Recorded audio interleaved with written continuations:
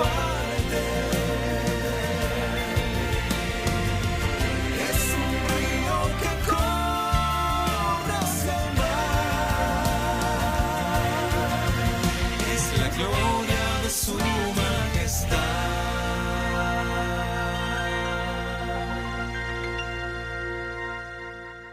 Para los que tienen Biblia, vayan conmigo al libro de San Juan, el capítulo 11 y el versículo 21.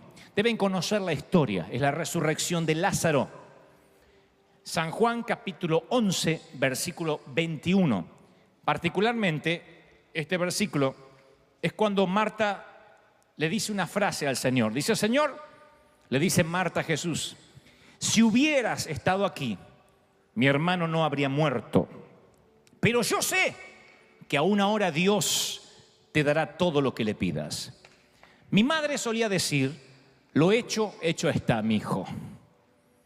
Y yo aprendí desde muy joven que la flecha del tiempo apunta en una sola dirección. Hay cosas en la vida que son irreversibles.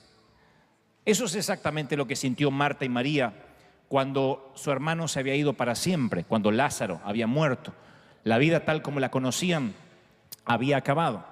Y Jesús entra en escena justo cuando ellos pensaron de que la vida nunca más sería igual, que nunca más iba a recomponerse. Llega 4 días más tarde Jesús, conocemos la historia, pero hace un despliegue de su poder de una manera que jamás se había visto, 4 días más tarde. No sé cuántos de ustedes conocen la ley de la entropía. Yo no la conocía hasta hace muy poco. Es una ley que afirma que si no hay una intervención alguna, todo lo que hay en el universo avanza hacia el deterioro o la putrefacción. Todo. A menos que haya algo que venga a la inversa, una intervención divina o sobrenatural, todo lo que está en el universo se va deteriorando de manera natural. Avanza hacia una putrefacción. Por ejemplo, se oxidan los autos, se pudre la comida y obviamente los seres humanos envejecemos. Bueno, yo no tanto, pero algunos envejecen y mueren. Pero si no hay una energía que contrarreste de manera natural todos los alimentos, el cuerpo, todo va camino hacia un deterioro. Y si es alimentos y si es un cuerpo que acaba de morir, produce un olor nauseabundo. Eso es justamente lo que más le preocupaba a Marta y María cuando Jesús llega 4 días después y les ordena mover la piedra. Les preocupa que los deudos, les preocupa que los familiares sientan el pésimo olor nauseabundo de su hermano muerto hace 4 días, casi una semana. Pero Jesús estaba a punto de contrarrestar esa descomposición. Jesús es como una energía que va completamente opuesto a la ley de entropía. Pero la ley de entropía no aplica solo para lo físico, para lo que se ve, sino también para el mundo espiritual. Desde el huerto del Edén, cuando Adán y Eva pecan, dejan entrar, abren una puerta al deterioro, abren una puerta a la putrefacción. El pecado es un arma letal, es un veneno lento que abre las puertas a la putrefacción, no solo del cuerpo, del alma, del espíritu, deteriora las familias, deteriora la relación con los hijos, deteriora nuestra economía.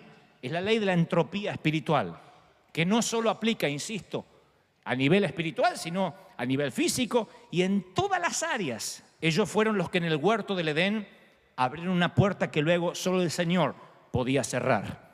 Y el Señor, cuando llega a nuestras vidas, es el único que puede contrarrestar eso que va avanzando. Es verdad cuando yo digo y afirmo a la gente de la iglesia que la unción nos hermosea y nos hace más jóvenes. Es verdad, no es solamente que se los digo para que las mujeres se pongan felices que están más delgadas.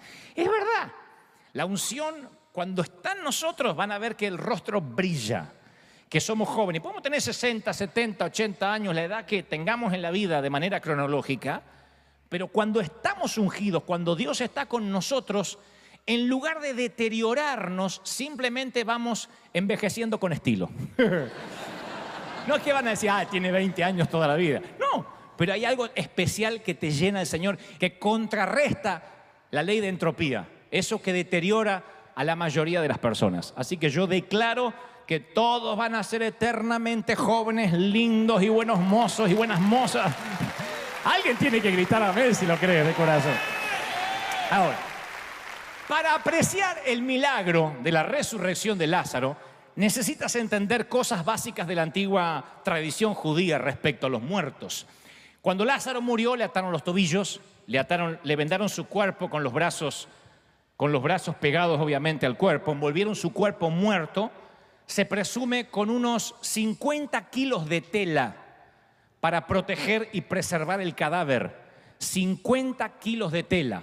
Era la única forma de preservar un cadáver, lo más parecido a una momificación. Dice la Biblia, el muerto salió con vendas en las manos y en los pies y el rostro cubierto, el rostro completamente cubierto. Por eso insisto, cuando el diablo te hace pecar, es como si te envolviera en un sudario, es como si cargaras con un lastre de 50 kilos de tela. La gente llega pesada, llega pesadumbrada, se le ve en el rostro, se le ve en la postura. Yo tengo una filosofía corroborada. Yo creo indudablemente que el pecado te empieza a envolver como momia, pero es el Señor el único que tiene el poder para dar la orden que salgas de la tumba del pecado. Y hoy, y durante la carpa, y durante cada noche que prediquemos, vamos a escuchar el nombre de mucha gente que el Señor las llama a salir de la tumba, a salir de la muerte, a levantar los ojos al cielo. Resplandece, porque ha venido tu luz. ¡Aleluya! ¿Se acuerdan? Resplandece, porque ha venido tu luz. ¿Cuántos saben y sienten que ese brillo está con ustedes? Díganme amén. Entonces tiene que resplandecer.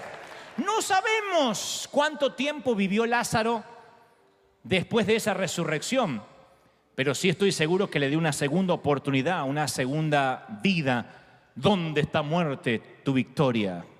La muerte no pone un punto final a tu vida. Nuestra segunda vida empieza cuando Cristo nos ordena salir de la tumba del pecado. En el año 1975 yo comencé a vivir mi segunda vida, aunque era un niño. Mis padres comenzaron a vivir una segunda vida. Fue como el tiempo que empezó a vivir Lázaro luego de la resurrección. Cuando el Señor te ordena salir de la tumba, comienza tu segunda vida. Y la vida eterna es cuando nuestro cuerpo está sepultado a 2 metros bajo tierra. Allí empieza la vida eterna. Y allí es donde entra en escena el poder de la resurrección del Señor. Llega 4 días tarde, el amigo de Lázaro, y se excusa diciendo, Lázaro ha muerto y por causa de ustedes me alegro de no haber estado allí para que crean. Vamos a verlo. ¿Por qué el Señor diría una cosa así? Présteme atención porque alguien necesita oír lo que diré ahora. El Señor ya había demostrado su poder para sanar, su poder para convertir agua en vino, su poder para levantar paralíticos, su poder para sanar un ciego. Él había demostrado que era un sanador. Había muchos profetas que sanaban, había muchos que se proclamaban como Mesías, pero hasta ahora nadie jamás había podido vencer la muerte, nunca. Y lo que quería el Señor era abrir la mente de la gente, extender las estacas de la fe. Porque si Lázaro hubiese sido solo sanado en su lecho de enfermedad, hubiese habido gente que hubiese alabado a Dios, que habría alabado a Dios. Otros habrían dicho, yo no sé cuánto hubo de sanidad, tal vez era el efecto placebo, tal vez pareció que se sintió mal. Siempre hay una competencia a ver quién fue el que lo sanó o en su defecto si realmente estaba enfermo. Pero cuando estás muerto, hace 4 días, cuando estás en descomposición y con putrefacción, solamente puede aparecer un Dios. Solo puede aparecer el Dios que dijo, yo soy la resurrección y la vida. ¡Aleluya! Jesús quería expandir la fe, quería que la gente dijera, ¡wow! Dios no tiene límites. Así que si ves que las cosas se van poniendo de mal en peor, no maldigas. Dios está expandiendo tu fe. Dios quiere llevarte a un nivel superior y hacerte creer que sepas, hacer que tu fe se extienda, se haga más gigante, más grande, de modo que no pongas a Dios como el último recurso, sino como aquel que conoce bien las gramáticas. Yo dije hace unos cuantos sermones atrás, y lo diré otra vez, que en las gramáticas de Dios nunca pongas una coma donde Dios pone un punto final. Y nunca pongas un punto final donde Dios pone una coma. Lo diré otra vez, nunca pongas una coma donde Dios pone un punto final. No quieras extender lo que Dios dijo, hasta aquí llegamos. Cuando Dios cierra, nadie puede abrir. Pero nunca pongas un punto final cuando Dios dice, apenas estamos comenzando, esto no terminó. Tú no decides cuándo te vas a dar por vencido. Tú no decides cuándo bajar del ring. De hecho, que el Señor dijo cuando le dicen que Lázaro está enfermo, dice, tranquilos, esta enfermedad no terminará en muerte. Uno lee esta frase y piensa, se equivocó el Señor. ¿Cómo que no si el amigo se murió? Lo que está diciendo Jesús es que aunque se muera, Él no va a poner un punto final allí. Insertó una coma de 4 días, pero no fue un punto final. Dios es el que decide que se acaba algo y Dios es el que dice se acabó. Si Él no lo dice, nada se acabó. No te des por vencido. Si Dios no terminó, no terminaste. Si Dios no se frustra, tú no te frustras. Si Él no se entrega, tú no te entregas. Si Él no se rinde, tú no te rindes. Señor, le dijo Marta a Jesús, si hubieras estado aquí, mi hermano no habría muerto. Pero, yo sé que aún ahora Dios te dará todo lo que pidas. Hay un pero entre su declaración de los hechos y su declaración de fe. Hay un pero entre la explicación real de lo que está pasando y en su declaración de fe. Una de las más importantes de toda la Biblia.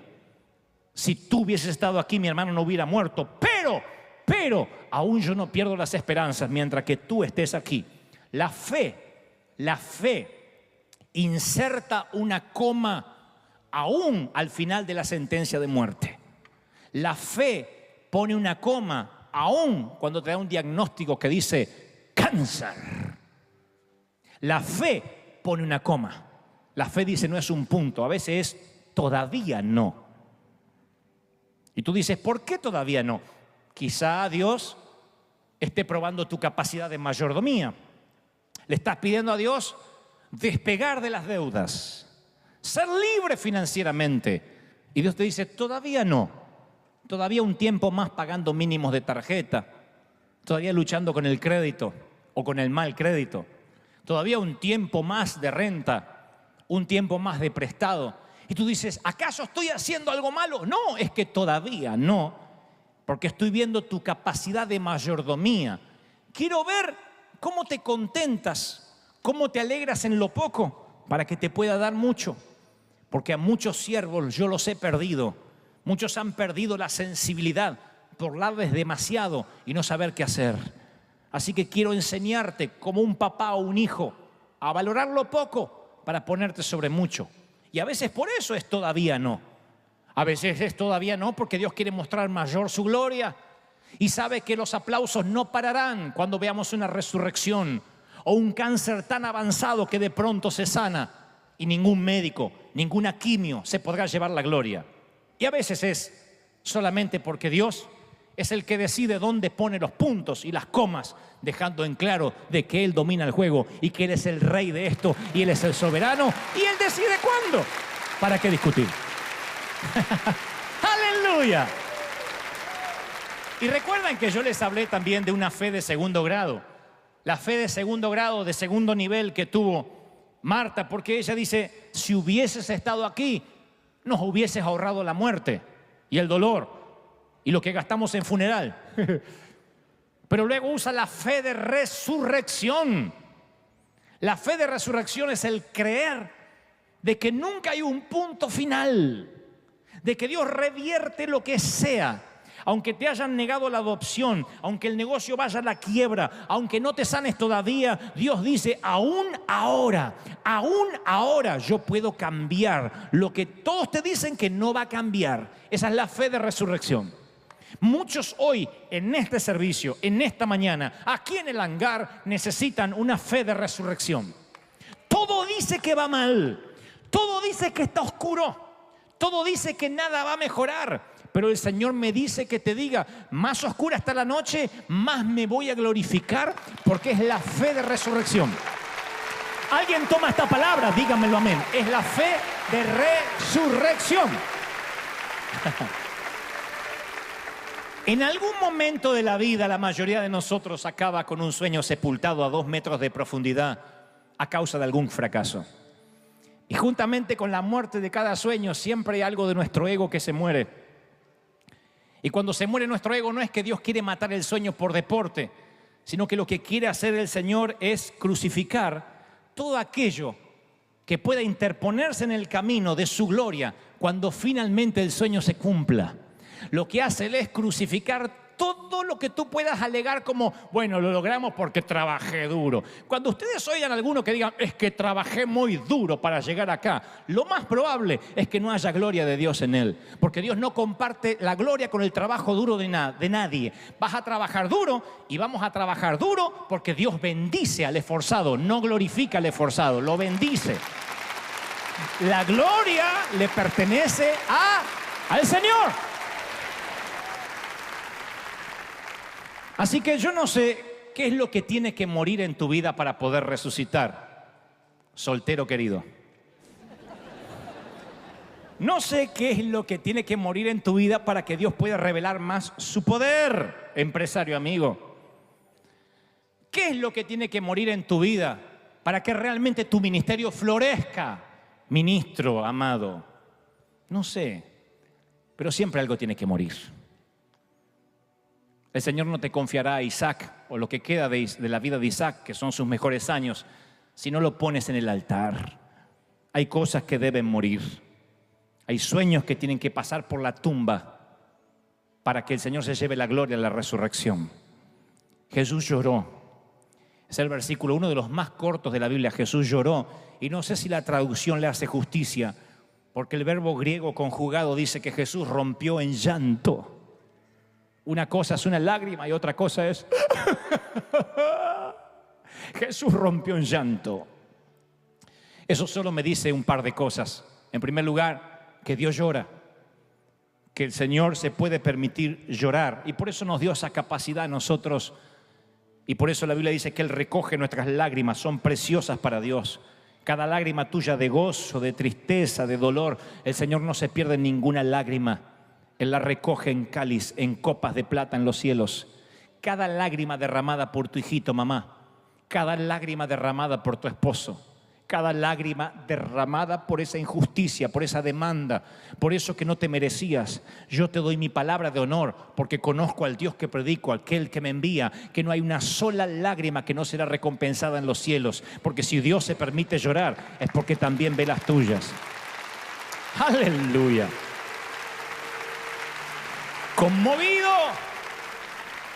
Conmovido, Jesús se acerca al sepulcro.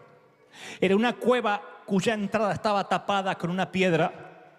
Y dijo, quiten la piedra. La hermana del difunto objeta, Señor, debe oler mal. Lleva 4 días ahí. Ustedes dirán, bueno, pero Jesús tenía buena fama de que hacía milagros. Él había ganado credibilidad sanando gente. Pero si saben algo de fútbol, deben coincidir conmigo que tu éxito dura hasta el último partido. Nadie recuerda si México ganó los primeros partidos cuando el Mundial comenzó. Cuando Argentina se pegó la vuelta en la primera ronda de un Mundial, nadie recordó que jugaron bien esos primeros partidos. Pero mientras iban ganando, eran campeones. Tú tienes éxito hasta tu última función. Si fracasas en la última función, la gente te hará trizas la reputación. Así que el Señor está ordenando a un muerto que salga fuera, poniendo en tela de juicio y jugándose su reputación.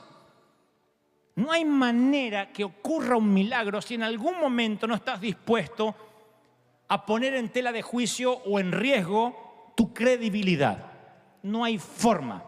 Y creo que cada vez que oramos por milagros, los milagros no ocurren en muchas ocasiones porque queremos que los riesgos los corra solo Él y no nosotros. Lo que hay que entender es que lo que está en juego también es la reputación del Señor si Él te mandó a hacerlo. No es solo tu reputación. Hay un misionero inglés llamado Bob Bagley que llegó a África y comenzó a tener sus reuniones bajo el único árbol de la aldea. Sé que ustedes me han dicho, pastor, si no tenemos iglesia nos congregaremos bajo un árbol. Así que estoy averiguando la dirección del África, ¿dónde está ese árbol? Es un árbol donde toda la congregación se congregaba allí, muy frondoso, el único de toda la aldea, y allí tenían sus reuniones. Y un brujo local maldijo el árbol y el árbol se marchitó. No solo le quitó la sombra, sino que minó, amilanó, achicó. Fue en desmérito de la credibilidad del pastor y del Dios que decía predicar. Así que los nativos empezaron a abandonar la congregación porque veían que había un hechicero más poderoso que el Dios que decía tener el predicador. Así que el predicador empieza a clamar y a orar. Y el Señor le dice, convoca a una reunión de oración y revierte la maldición del árbol. Y él dijo, por ahora me quedó la mitad de la iglesia. Si oro por el árbol y el árbol no se sana, pierdo la mitad que me queda. Y el Señor dijo, yo te estoy enviando. Aprendí esto. Si Dios te envía que bajes de la barca, baja sin preguntar, porque no te dará la orden 2 veces. Así que como en un ejemplo contemporáneo de Elías y los profetas de Baal, Bob Bagley convoca a su media congregación a orar para revertir la maldición del árbol. Y ponen las manos sobre el árbol marchito, seco, lleno de putrefacción y de insectos, larvas. Y dice, en el nombre del Señor queremos que sanes nuestra iglesia, porque era el templo que tenían. Queremos que sanes nuestro árbol. Y todos oran allí, jugándose la reputación. Cuando yo leo la Escritura, la Biblia, yo me doy cuenta que Dios usó mucho a quienes arriesgaron su reputación. A quienes oraron para que las murallas cayeran, para que el sol se detuviera o para que flotara un hacha. ¡Ay, se me cayó el hacha! Tiró un palo y dijo, ahora va a flotar. Tienes que tener una palabra de Dios para eso, porque si no, se hundió el hacha y el palo. En cuanto al árbol,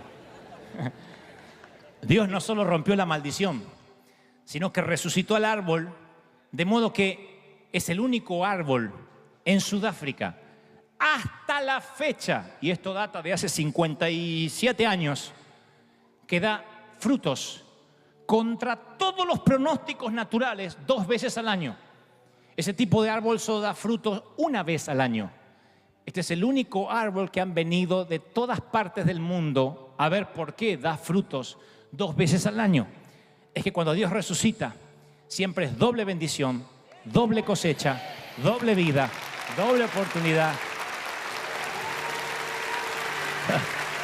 Mis amados, Jesús guarda su declaración más fuerte para el final. Él dice, yo soy la resurrección y la vida. No dice soy el maestro, soy un rabí, un predicador carismático, un sanador. Yo soy la resurrección y la vida. Yo soy la resurrección y la vida. El cristianismo se ha edificado sobre el fundamento de esas palabras. No es un código de ética, no es doctrina. Nuestra base es una tumba vacía. Cristo es el único que pudo vencer a la muerte, el único adversario que vence la muerte. Señoras y señores, es un placer, es un honor, ladies and gentlemen, presentarles a Jesucristo, el ladrón de tumbas. ¡Aleluya! Cerró a los muertos de las tumbas y dicen, yo soy la resurrección y la vida. Yo soy la resurrección y la vida. Es la gloria de su